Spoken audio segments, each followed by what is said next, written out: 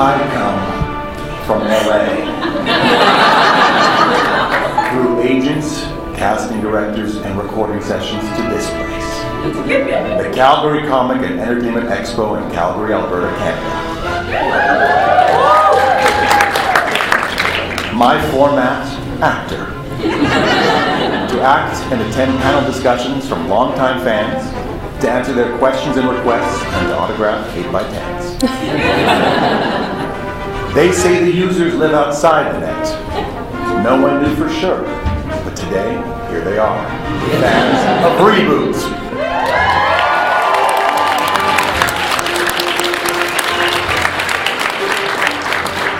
I just have to say, first off, that I've never done a convention before. Some of you may know that I did one a couple years ago via Skype in Vancouver. But this is the first time that I've ever come face-to-face with fans of Reboot.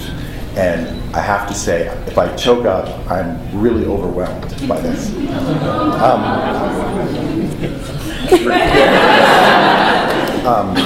I did a show, years ago in Vancouver when I was about 23, and I had been doing other cartoons. And they said they're going to do this new CGI show, and I knew the casting people. I'd worked with them and helped cast. And one afternoon I went into the office, and they had the promo reel of what they'd hoped to do for Reboot. And there was a voice on the reel, and kind of narrating it as the character of Bob. And I walked in, and I said, "Is that me?" And it sounded so much like me that I was like, "I don't remember recording this." He goes, "It does sound like you," which was Doug Parker, who was the casting director. And I think at that moment it kind of lodged in his head that I should be the voice of Bob. So I auditioned like many other things, and I was called back and I got it. And it took a long, long time from the first session to actually having the show air because it was such revolutionary technology. So it was over a year or a year and a half. And I believe even before it aired, I had gone to Los Angeles on a vacation trip, and I was cast through circumstances in the remake of the Johnny Quest show as the voice of Haji. So, which is what prompted me kind of to move full-time or part-time to LA at that time. So before we even get to that, many people ask me, why did you leave Reboot? And I didn't leave Reboot. I continued to record the show in Vancouver. I would fly myself up on my own dime and to do the show. But it took so long to do the show, and they wouldn't give me a long-term contract, which I had with Johnny Quest, which was the reason that I lived in Los Angeles. But I continued to do the show all the way through the second season, and I didn't even know that they had done a third season until someone told me that I had been replaced. So it's okay. It's okay. It all worked out in the end. It all worked out in the end. But I just wanted to put that on the table so we deal with that first. So I had no hard feelings for them at all, and here we are today, almost 20 years later after doing the show, and it's really touching. Thank you.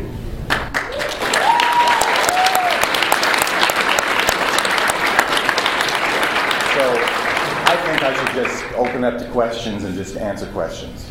Okay? You want to do that? I agree. Or if you have any for me. I could start off the questions, okay, and then I'll throw it to you guys. Because it was such like a Canadian masterpiece, and that it had all this brand new technology and things like that, what has been like your experience with like computers and things like that, and like what you were saying and dealing with? Like, did you get like are you like big into computers and so got the little like subtleties of it, or? Well, yeah, I am a Mac user. I have to be honest with you. Mac users over there, PCs over here. It was really, a lot of it was over my head and still is over my head, and I did learn a lot about it doing the show. So there was that, but I did the first 2 seasons, which were more, and then subsequent the 4th season, but I did them, they were more kind of self-contained, almost sitcomish, I would say. Yeah, sitcomish. So I was more attracted to kind of the sitcom aspect of it and the humor of it, So I didn't look at kind of the deeper and subtext of the computer stuff. That was for the fans out there who got that stuff. All right, and so I'll open it up to you guys. If you have any questions, just raise your hand. Yes. Is there a certain line from the show, let's say when you're doing for the recording for an episode, that you remember, like something that sticks out in your mind for you when you think of your time doing the show? Okay, funny question. The question was, is there a certain line on Reboot that sticks out in my mind? When we did the pilot episode, I believe, tell me if I'm wrong, I'm sure you guys know more than I do. I believe it was the Racing the Clock was the first one we recorded, and there was a line which was, "I don't think so." I don't know if you guys remember this, but there was a rap song in the late 80s by LL Cool J called "Going Back to Cali." Does anybody know it? Okay. So there's a line in the song, a refrain he does several times. He says, "I'm going back to Cali, I'm going back to Cali," and then he pauses and says, "No, I don't think so." Okay? So when I got the script, I thought that it was a reference or a nod to LL Cool J. And I did the line kind of as Bob kind of, giving an homage to LL Cool J. Small world, full circle. I live in Los Angeles most of the time now, and I do acting. And I went to an event, and LL Cool J was there. And I went up to him and I said, "I just have to tell you this." And I told him this story, and he looked at me. He was like, "I like that." So, props to LL on that one. The other funny thing is that when I did the Skype thing a couple years ago, someone asked me to do the opening of the show, which everybody knows was on every episode. I recorded that one time in 1994. So I didn't really know the show, the opening title. I knew the first line, "I come from the net." And it's kind of funny because you know how people don't like to hear their voice recorded or see themselves on film or TV? When the show would start, and by the way, I was living in Los Angeles pretty much from the beginning of the airing of the show. So even though it was very popular in Canada, it only aired on Saturday mornings in the States. So when I would come to Canada, I realized it was airing 3 times a day on YTV. And so every time it would start, I would put on the TV, and "I come from the net," and I would be like, I can't hear this. So I know the first line. I know the first line. And it was very funny because, like I said, today, so many people have come up to me. People drove from Saskatchewan for 8 hours, and they've told me they grew up with the show. And it's just things I could never ever imagine doing this 20 years ago. And the funny thing is that you all know who I am, looking at me now, knowing I do the voice. But when I did this, no one knew. So these are some anecdotes. When I would come back to Canada to record the show in the first 2 years, I would go through customs, and they say, "What are you doing here?" "I'm an actor." And they go, "What are you working on?" I say, "I'm doing a show called Reboot." "You're on Reboot? Who are you on Reboot?" I'm like, I'm Bob." "You're Bob on Reboot?" And then he's like, "Hey, Dave, this is Bob on Reboot." All the way down the thing. And it was very, very touching, very nice. And I've told some of these anecdotes, and I'll tell them again, which was I was flying across country at one point, across Canada, and there was a woman there with her 2 kids. They must have been about 8 or 9, and they were playing with a Bob action figure. And I said, I was a little proud of myself. I said, "That's me." And she goes, "Oh, really? What?" I was like, "What? I'm Bob." She goes, "Oh, like in a mall?" And I was like, "What?" And she's like, "Oh, like I thought you meant like one of those things they do in a mall, I was like, "No, that I did the voice." "Oh, really?" She goes, "Well, I have to get you to sign something," and she gave me a barf bag to sign. Somewhere out there, someone is holding a barf bag with my signature on it. Another one, which was really funny, was I do on-camera acting in movies and TV, and I did a movie, must have been 96, 97. It was a movie with Joe Mantegna and Dennis Leary called Underworld. It didn't really do anything. I saw it. Okay, all right, thank you. Thank you. So you've seen me and that get killed, shot in the back of the head. And we're in this limousine for, I would say, 5 or 6 days, and they have different versions of the limousine where we get out of half of it so that we can do one side. It's like, a lot goes into this. So I'm sitting with Joe Mantegna, who everybody knows from The Godfather and everything, and he's like, we're talking, and he goes, "So, what do you do?" I said, "I'm actually in town doing this cartoon." And he goes, what are you doing?" I said, "I do this show, Reboot." He goes, "What do you do on Reboot?" And I said, do you know Reboot?" He goes, "Yeah." I know Reboot. He goes, "What do you do on Reboot?" And I said, "I play the character Bob." "Yo, Bob." And I was like, how does Joe Mantegna know about Reboot? And he tells me this very touching story. He says, "I have a daughter. She's about 8 years old. She's autistic." And he said that she kept saying, "Reboot, Reboot, Reboot." And one morning he woke up, early on Saturday morning, he came down and she pointed to the screen, which was Reboot. And she responded to the design of the show, the CGI of the show. And he says, "Wait till I tell my wife I met Bob from Reboot."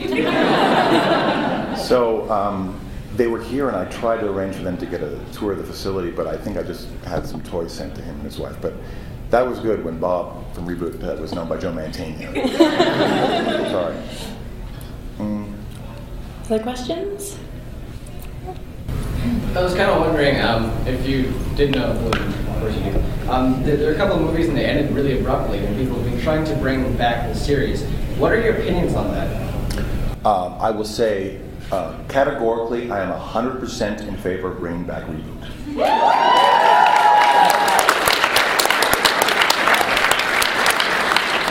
On the other end of that, I have nothing to do with bringing back Reboot. But I know that they tried a couple years ago with a thing online called Zeros to Heroes. Is that right? Yeah. I don't know what happened from that, if anything. I don't really know who owns the rights. I know for many years it was a thing where Alliance Atlantis had it originally, and then Mainframe had it, and then Mainframe became Rainmaker and a variety of things, and then Mainframe mostly is a service provider now as an animator. It's a lot of stuff for Mattel. They do Barbie and things like that. And I did voices on a thing called Hot Wheels World Race, which they did. And, I think that if enough people make, a noise about it, maybe they'll bring it back. But I don't know who to write to. I don't know, your congressman? I don't know. Stephen Harper? I don't know. But I would love it to come back, and I hope all of you would too. Yes? Do you think it would kind of take away from the show with how good technology is now to how we remember Reboot being so new for its time, ahead of its time? Do you think it would take away from what Reboot was to bring it back and do it now with our technology? The question is, do I think it would take away from the original look of the show and how it would look today? Yeah. It's interesting because when I went to do the movies in 2000, which was the My Two Bobs and all that, and when I saw it, I felt it looked, I don't know, it didn't look the same, right? It looked different. And I think that was supposed to be new and improved, right? Almost better. I think that the idea for Reboot in the first place was that they had this technology which looked kind of crude and primitive. These are the guys that did, Gavin and Phil and Ian, who had done the Dire Straits Money for Nothing video. So they were like, why don't we do a show that takes place in a computer so that there's no question about why it looks so weird, right? So that, in 95, 96, that was, Reboot was cutting edge technology, right? And I think that look fits the world inside a computer, in my opinion. So when I saw the version in 2000, and when Bob was animated, and the two Bobs and all that, it reminded me, this is just my taste personally, of when Toy Story, you're watching the toys, and they look like toys, and then you see a person, you're like, it doesn't really look like a person, it doesn't look like a toy, it's kind of not this, not that. So I think if they were to do it, they should do it kind of more of the classic style, in my opinion, of the show. But that's just my opinion, so I don't know. Other question? There's one in the back, yeah. Yes? I just thought you had a great voice acting cast. Did you ever get to work with any of the other voice actors in the show, actually record with them? Right. The question was if I had a chance to record with other voice actors in the cast. Yes, when we did Reboot in Vancouver, when I was there, we did it very much like a radio play, all that stuff. And it was a lot of fun. And a lot of the actors I'd known for years before, we'd done other cartoons together. I'm trying to think off the top of my head, Kathleen Barr, who was Dot, Phil Hayes, Gary Chalker were Hack and Slash. I'm just trying to throw out characters and I'll tell you who they were. I don't know, Shirley. Mike the TV. Mike the TV, interesting question is, Mike Donovan, who played Mike the TV and Cecil, was an actor, and then when Andrea Romano, the original director, left, he ended up directing the show. So he is a very sought-after director as well as actor right now.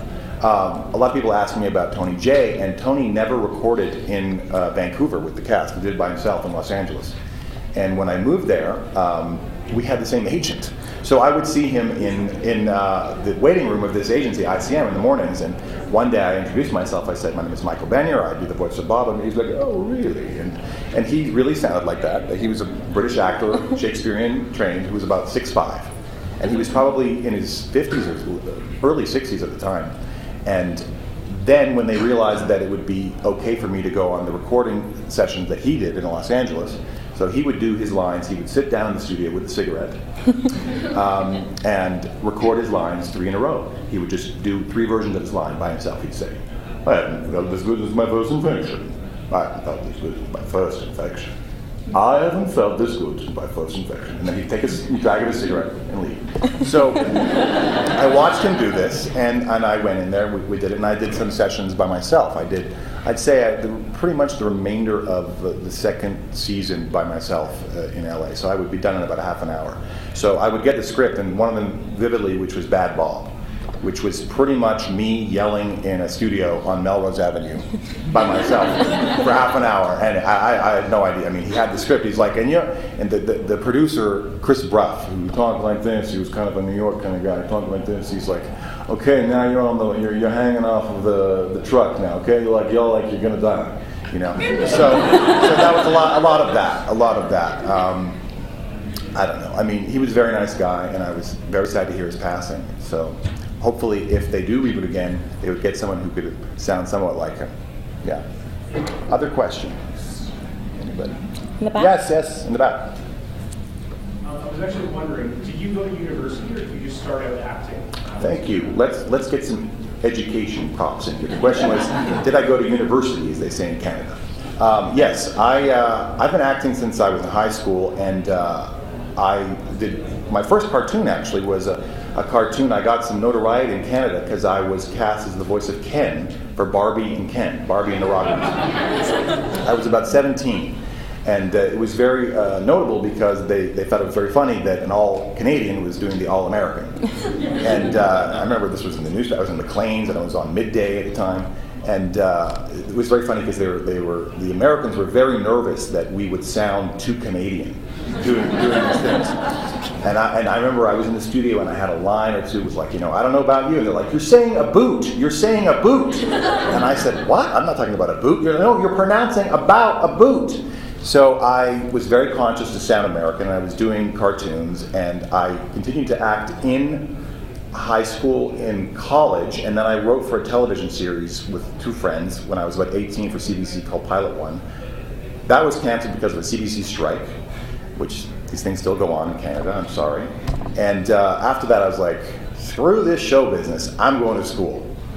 So I went to UBC and I got a degree in creative writing, and I continued to act, and I wanted to go to Los Angeles, and while I was in UBC, I was doing cartoons. I was doing a show called Expo Squad. I was doing a show called The Hurricanes, where I played a couple characters.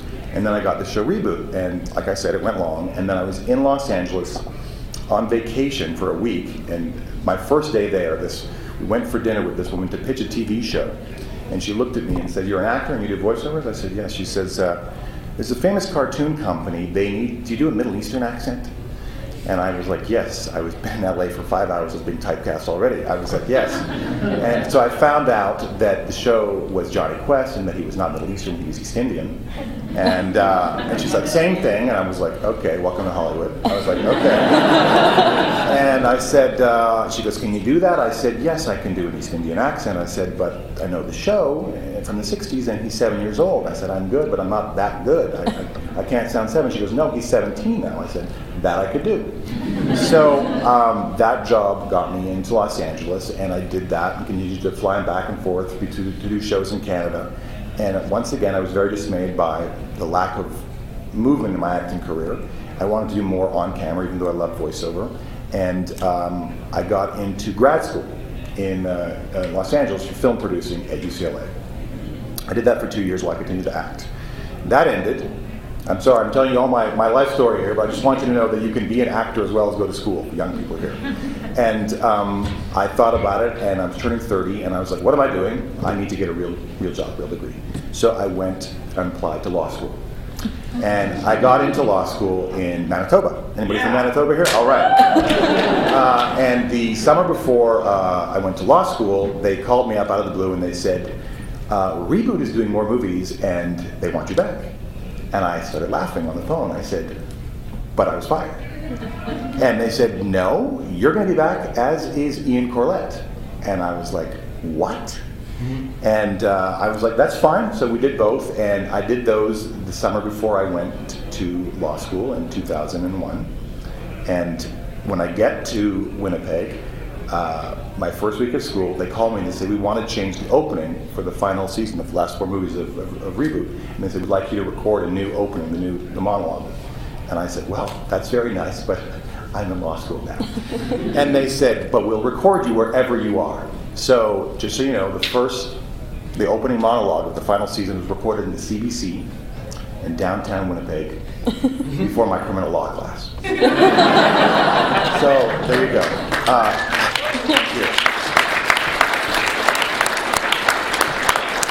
I did finish law school. In my last year of law school, I was in Hollywood, LA, for a week of what's called pilot season, to do auditions for pilots for TV shows. I got a pilot. I did an episode of a TV show called The Shield, and I realized that my true calling, my true passion was to be an actor, and I finished law school, I got my degree, and I went back to LA, where I've been pretty much full-time for the last 8 or 9 years. So I continue to work in LA and Canada when they call me, and here we are today. And this is really the most touching thing I could ever imagine. I would have never imagined this. Thank you. Is that enough questions, or we can talk some more here? I think we can talk some more. I haven't seen the elusive 5-minute sign, so yeah, if there's any more questions. Okay. Are you still a Canadian citizen? I am still a Canadian citizen. Yes. Thank you.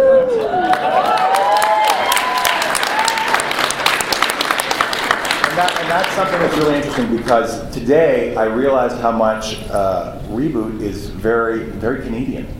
And it's very much a part of, I think, everybody here who watched Reboot as a kid and grew up with it, it's very much part of their Canadian childhood.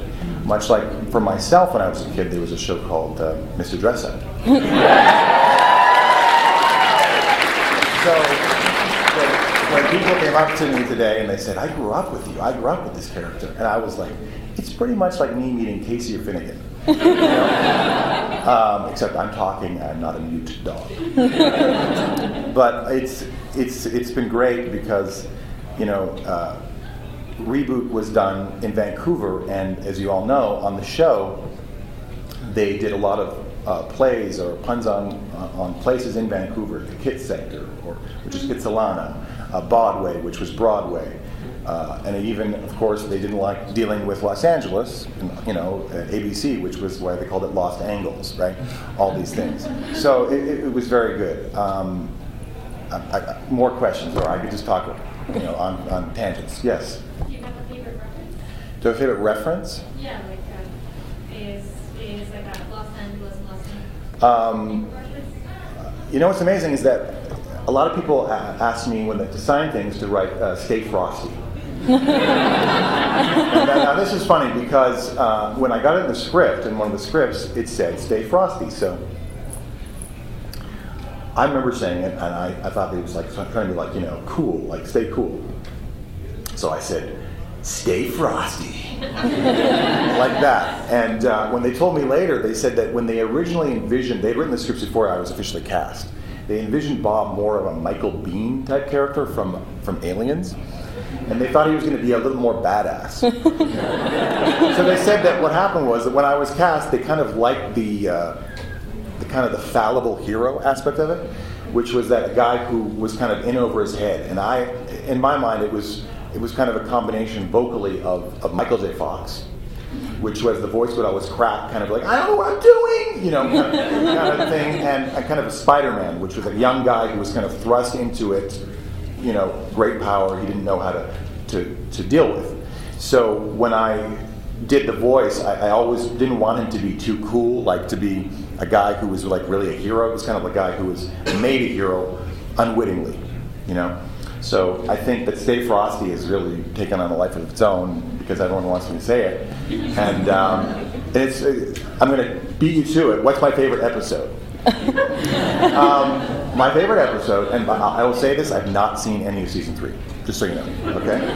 So I can't say whether they're good or bad, I don't know. So, but my favorite episode was one called Wizards and Warriors.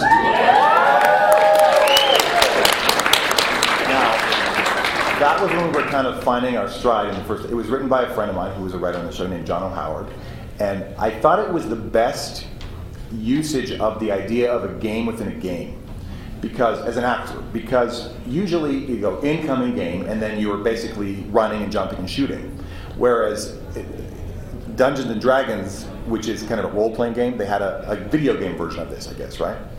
And there was a game on, remember the original ColecoVision called Venture? Does anybody remember that? Okay, so it reminded me kind of that, which is you had to act as another character. Do you follow what I'm saying? It wasn't just running and shooting, so that it was Bob was not Bob, he was now the thief, right? So that you had the star of the show, who was the hero, was now playing someone, unlikable. He looked unlikable. He was missing a tooth. He had, stubble. And my favorite line, and people have said it to me, it's funny that it came through, was, prepare to taste the wrath of my butter knife.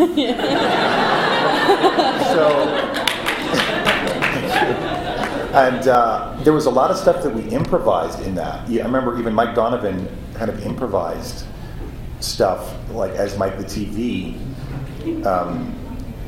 like television references. I feel like who says it? I mean, you guys can tell me. Who said, "Stay away from me, boy"? Was that me? Or was that Mike the TV? That was Mike. That was Mike. Okay, well, I said to him, it's kind of like W.C. Fields. He's like, oh, right. So it was very collaborative at the time. And, the thing is that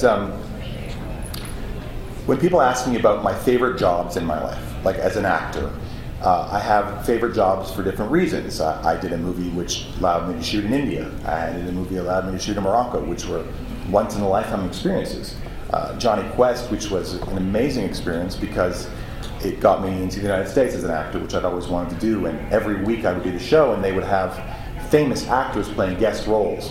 I'll tell this now. With my first day on the job of Johnny Quest, I had to get there early to the studio at Hanna-Barbera, which was the famed studio where they did the Flintstones and Scooby-Doo and all these things.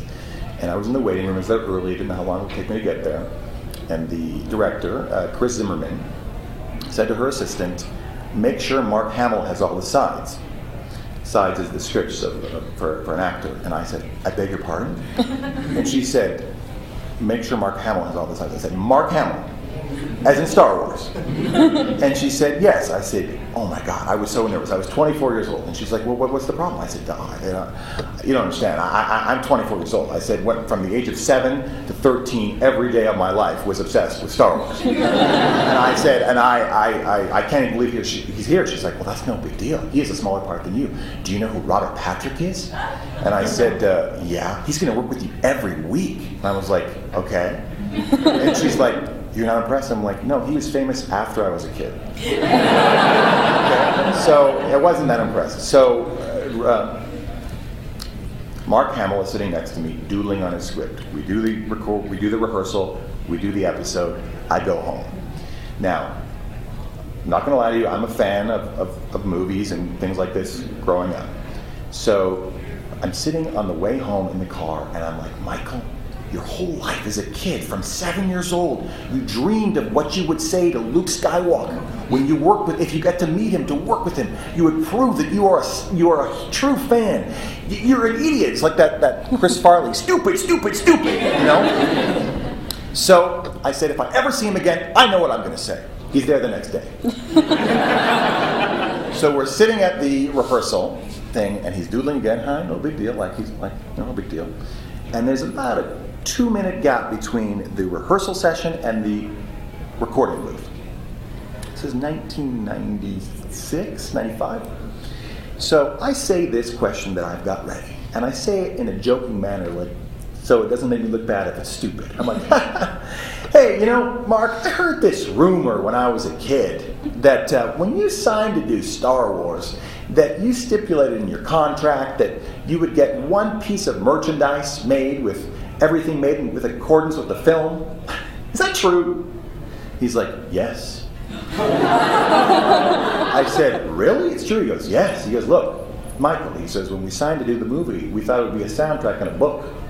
We had no idea that it would be, toothpaste and, records and sleeping bags. And I said, really? And I said, and I heard that you got so much stuff that you had to put it all in an airplane hangar? Yes. I said, really? He goes, not an airplane hangar. He goes like, it's a storage space. There's so much stuff I couldn't keep it in my house. And I said, well, what do you do with all this stuff? And he says, well, I have kids. I gave them the action figures, and my daughter shaved Princess Leia's head too. And And I was like, wow. And they were just about to do the movies, the new movies, and he was talking about that. So that was very exciting. So, Johnny Quest, Los Angeles, provided me the opportunity to meet all these actors that I admired. I mean, if you look at the list of the people who were on the, George Segal was with me every week, Robert Patrick. Every episode I would have, there would be another guest. I don't know, Roddy McDowell from Planet of the Apes. I mean, I couldn't even believe it. I was pinching myself every week. So, what's my favorite? My favorite thing about Johnny Quest is it got me to the States. I worked at Hanna-Barbera. Frank Welker, who played the dog with me, was every character in a cartoon ever from 1970. So, and this is before IMDb. So I got this book, which was called the Encyclopedia of Animation. I picked it up in a bookstore in LA called Samuel French. And there wasn't even an index in it because it was so new in this book. And I would go through shows and it was like Laugh Olympics, and I'd come back and I'd go, "You were so-and-so in Laugh Olympics," to Frank Welker. He's like, yep. And then he would do these dog sounds, which were amazing. And every week I would go back and realize he was somebody else from my childhood, which blew me away. And I love Johnny Quest for that.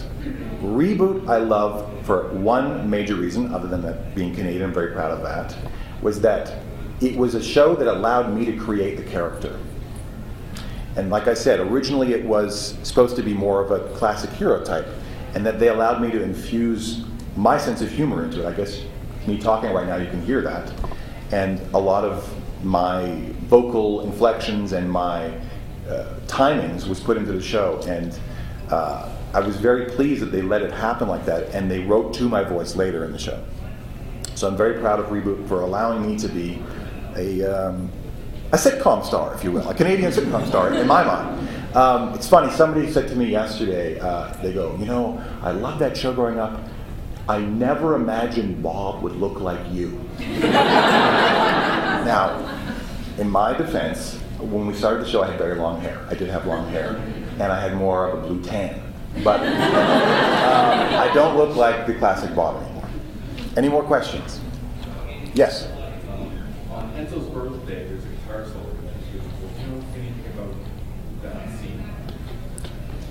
The question was, on Enzo's birthday, there was a guitar solo. Between you and Megabyte? Between Bob and Megabyte.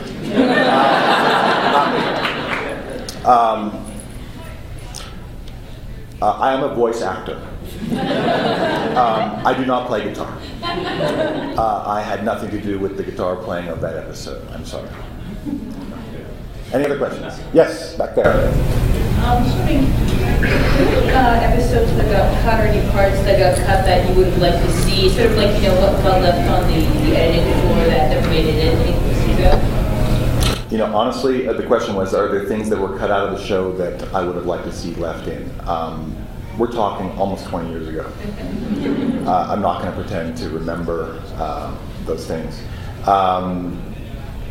No, this is funny. So when we the first season, it was a very big deal for ABC, the show, and it was going to be kind of the revolutionary look of their new Saturday morning on ABC. So the network was very excited, and they had Kathleen Barr, who played Dot, and I come in to record stuff for the network kind of meeting at ABC in the States, and our characters were hosting this kind of new Saturday morning lineup for ABC, and it was really fun for me. I wish I could get a copy of it somewhere. If someone has this, let me know. As Bob, I sang Conjunction Junction. Does anybody know Conjunction Junction? So this was, as a kid, I loved this thing on ABC, which was called Schoolhouse Rocks. So they brought in these scripts, and they're like, you're gonna introduce that they're bringing back, Schoolhouse Rocks, and I was like, this is awesome. So I got to sing, "What's your function? Conjunction Junction." So that's out there somewhere animated. I've never seen it. I'd like to see that. Oh, and the video game was fun too. Does anybody have the video game? I believe that they made it so hard to play that you couldn't see the subsequent scenes that we did. There was a lot of acting scenes that we did, but it was very, very difficult to play. Yes, questions over here I saw. Yes. Was there any point that you realized that Reboot became such a cult hit and had such a following? Was there any one point that really... Was there any point that I realized that Reboot had become such a cult hit? trying to think. Well, here we are today. This is incredible.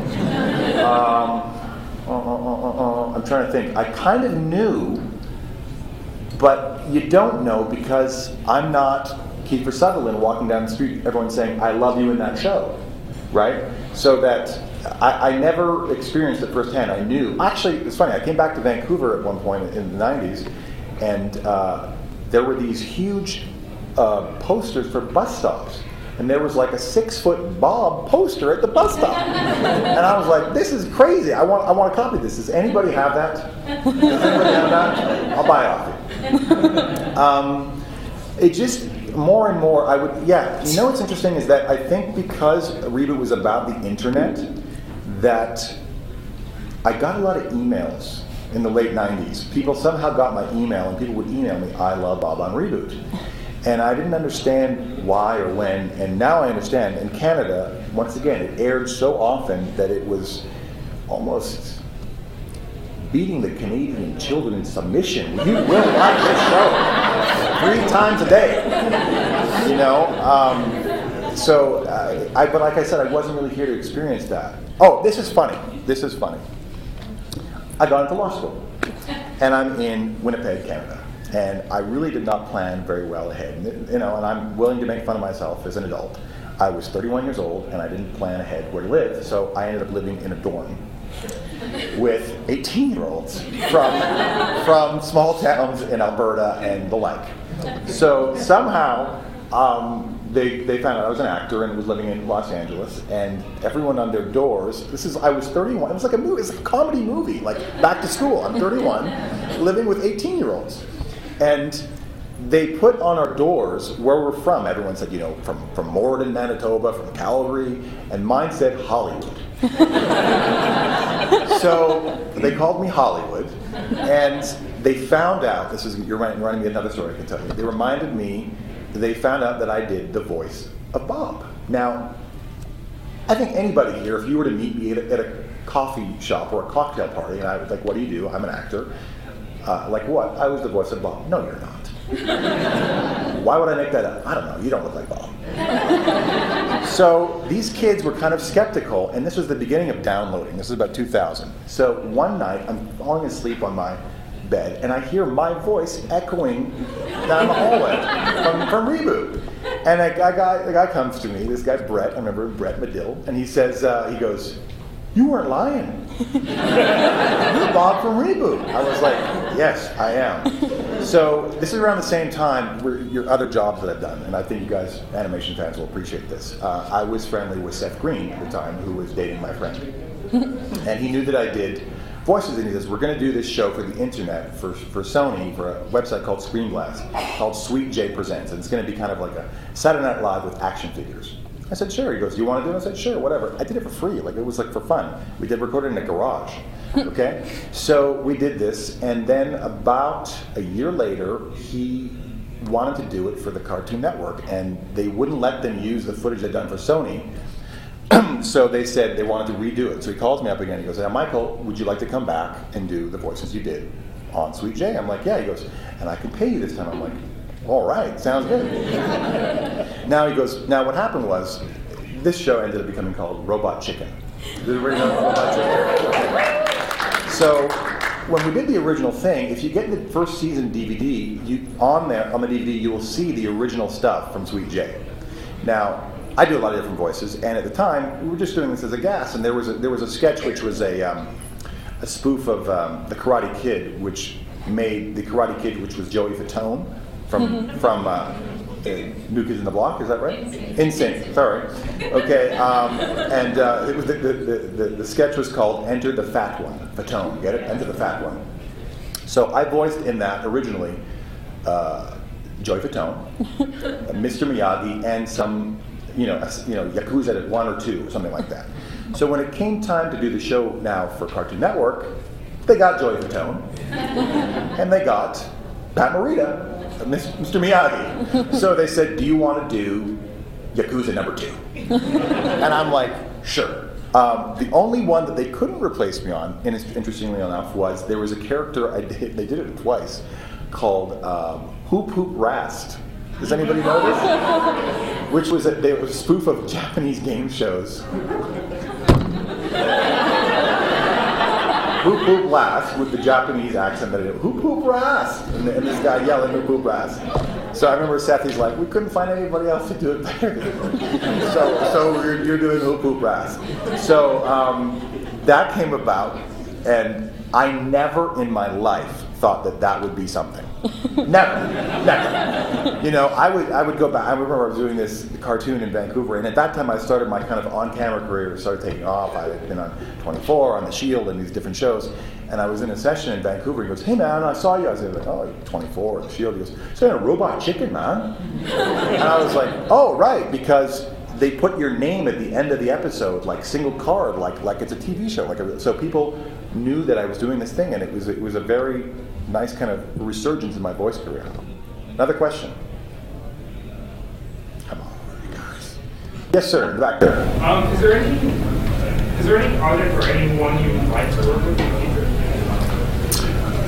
The question is there any project or anyone I'd like to work with in the future? Thank you. You're giving me anecdotes to say. As a child, I dreamt of working with Luke Skywalker. I got to do that. Check. Okay. My childhood hero as an actor as a child was Henry Winkler, The Fonz. I ended up doing a sitcom pilot with him. Check. The next on my list is Steven Spielberg. I would like to act with Steven Spielberg in a film. I was on a little role a couple years ago. I got a little part in the Transformers 2. I worked with Michael Bay. And then I got a part in the G.I. Joe live action movie. Now, if anybody here says they saw me in the movie, they're lying.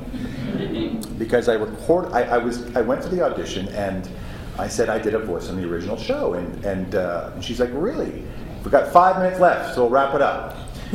She said, "What character were you?" I said, "I was a character called Scoop." She goes, "I don't think he's in the movie." I said, "I didn't think so either." So they cast me in the film. The producers thought it was cool to have an actor who was the voice actor of the film. And I was cast in what ended up becoming Destro's lair and the missile command and all this thing. And I was like, 10 minutes to launch and all this kind of thing.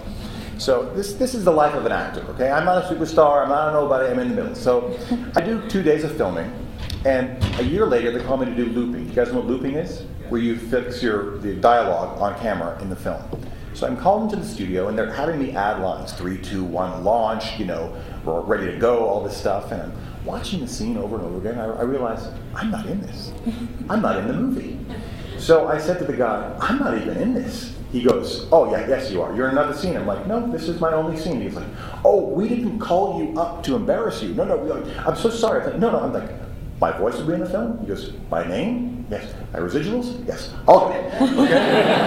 Right. So 2 days later, I get a phone call, and a guy says, "Hi, Michael, this is Steve Summers. I'm so sorry." I said, "What? What are you talking about?" "This is Steven Summers." I said, "Oh, Steven Summers, the director. Oh my God." He goes, "Listen, my own daughter was cut out of the film."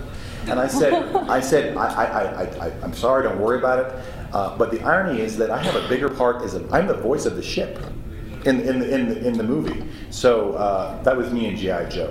Any other questions before 4 minutes to go here? Yeah, we have time for one more, so make it good. Come on. Anything else, Brian? Thank you. What am I doing these days? Everyone asks me. I still do voiceover. I do a lot of video games. In the last couple of years, I was in Uncharted 2, Uncharted 3, as various characters. I'm in Assassin's Creed Revelations. I am Doreen, the son of Altair. I just recorded XCOM. I just recorded End of Nations. Oh, this is fun. The job I'm doing right now is I am the promotional trailer voice for the Dictator movie coming out with Sacha Baron Cohen. The irony is it's the in a world voice, but with a Middle Eastern accent. So you might have seen the promos on TV, which was, "In his country, he was on top of the world. But now, he must start from the bottom." Sacha Baron Cohen, Dictator, May 16.